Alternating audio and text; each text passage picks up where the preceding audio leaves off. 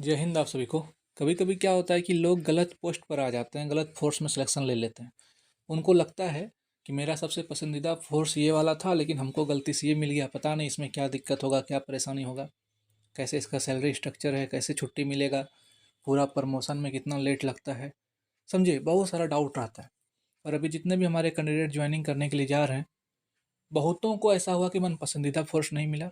First preference तो सबको SSF, NCB और सीआईएसएफ डालता है लगभग। ठीक है, ऐसा बहुत ही कम कैंडिडेट मिलेंगे जो कि बीएसएफ या सीआरपीएफ या असम राइफल, आईटीबीपी, ये सबको फर्स्ट प्रेफरेंस डालें। तो आप लोग का फर्स्ट प्रेफरेंस क्या था वो बताइएगा, और इस बार अगर आप लोग का एग्जाम है तो आप लोग फर्स्ट प्रेफरेंस क्या डाले हैं वो बताइएगा।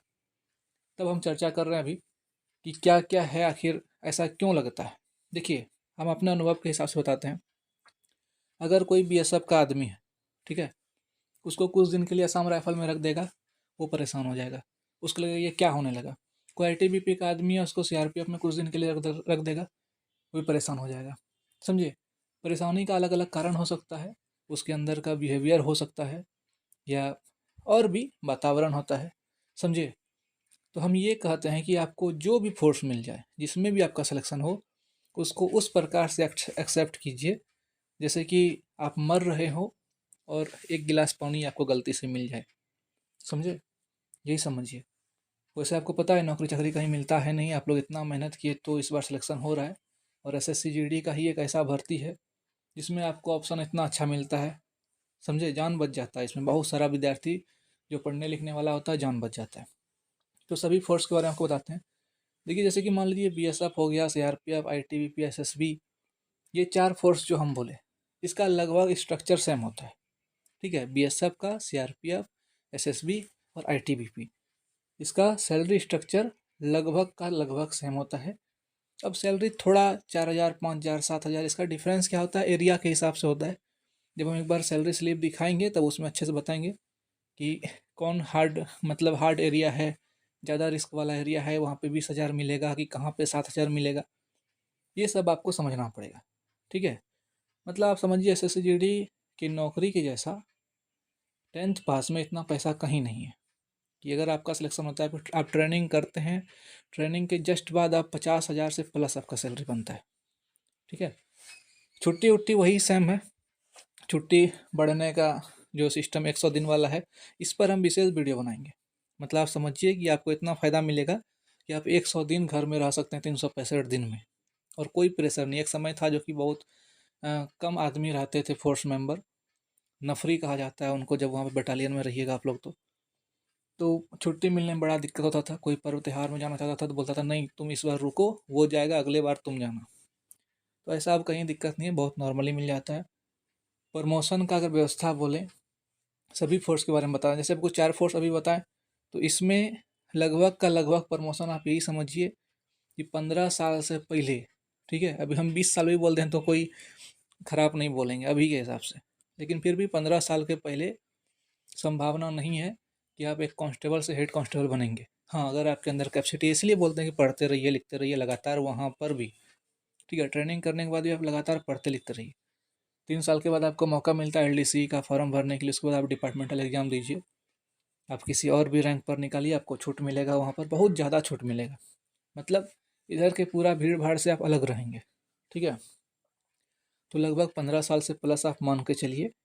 और उसके बाद जैसे जैसे प्रमोशन होगा एएसआई में, एसआई में, उसमें फिर थोड़ा समय कम हो जाता है। 7 साल, 8 साल, 10 साल ऐसा लगेगा। बहुत जल्दी जल्दी उसके बाद आराम से हो जाएगा, चिंता नहीं करना है।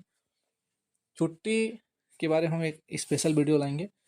मान लीजिए आसाम राइफल के बारे में बात कर रहे हैं, तो उसका सबसे अच्छा सिस्टम है, आपको पता है, आर्मी वाला सिस्टम है। कैंटीन भी आर्मी वाला यूज करता है, सब कुछ। तो आसाम राइफल अगर आपका फर्स्ट प्रेफरेंस है तो बताइएगा। और सीआईएसएफ वालों के लिए क्या है कि उसमें छुट्टी कम है, 1 महीना का सैलरी ज़्यादा है, 1 महीना का छुट्टी कम है, लेकिन बहुत अच्छा फैसिलिटी है। आपको कहीं जल्दी गांव देहात का दर्शन करने के लिए नहीं मिलेगा।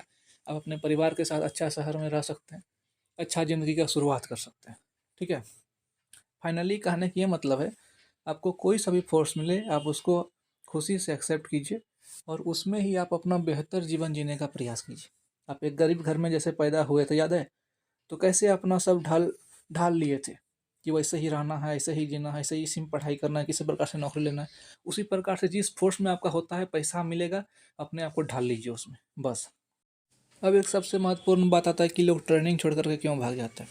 मान लीजिए आपका बीएसएफ, सीआरपीएफ, एसएसबी, किसी भी फोर्स में आपका ट्रेनिंग मतलब होता है, आप किसी फोर्स में ज्वाइनिंग करते हैं, तो हम सबको बोले हैं पहले कि जैसे मेडिकल वेडिकल ख़त्म हो जाए, कुछ दिन रेस्ट कर लीजिए। अगर लिस्ट, मेरिट लिस्ट में नाम भी आ जाए तो देख लीजिए और अगले दिन से ही रनिंग चालू कर दीजिए घर में। ठीक है, रेगुलर रनिंग करते रहिए। ऐसा हम इसलिए कहते हैं क्योंकि ऐसा बहुत बार देखा गया है कि रिजल्ट में नाम आ गया है, लड़का ज्वाइनिंग करने जा रहा है बड़का पेट लेकर के, लगता है लड़की रहे और उसके अंदर में कुछ रहे और भी। तो इस तरह का जिसका जिसका कंडीशन होता है उसको बहुत दिक्कत होता है। हाँ, हल्का नॉर्मली जॉगिंग में, रनिंग में बहुत दिक्कत होता है।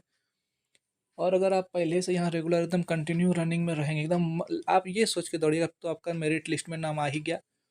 अब उसके बाद आप फिनिशिंग मार रहे हैं, लगभग एकदम लगातार सोचिए घर में ट्रेनिंग कर रहे हैं, तब आपको ट्रेनिंग में कोई दिक्कत नहीं होगा।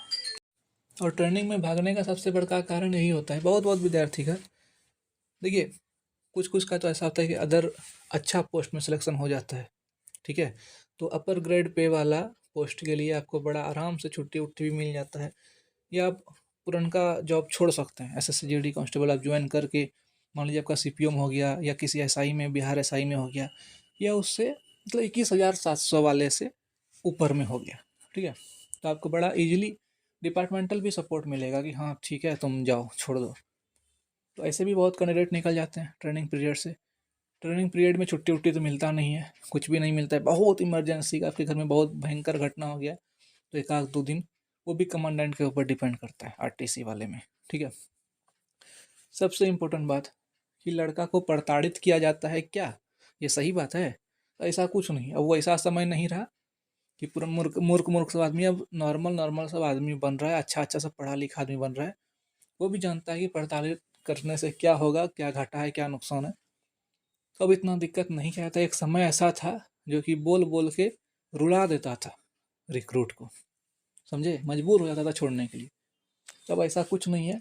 आप लोग के इतने साथी मित्र रहेंगे, उसी में हंसिएगा, खेलिएगा, मस्त रहिएगा, कोई दिक्कत नहीं। लेकिन वही जो बच्चा कंट्रोल नहीं कर पाता है, जो बच्चा बर्दाश्त नहीं कर पा रहा है, ना उतना रनिंग कर पा रहा है, ना उतना एक्सरसाइज कर पा रहा है, बहुत ज़्यादा तबीयत ख़राब हो जा रहा है, उसको लगता है कि ज़िंदगी मर जाएंगे साला, इससे अच्छा है कि इतना पढ़ लिख के ये नौकरी फिर क्यों की, छोड़ दो। तो वो सब विद्यार्थी भागने लगता है। लेकिन हम आपको बोलते हैं ज़िंदगी में आप भागिएगा मत वहाँ से। अगर भाग गए तो ज़िंदगी बेकार है।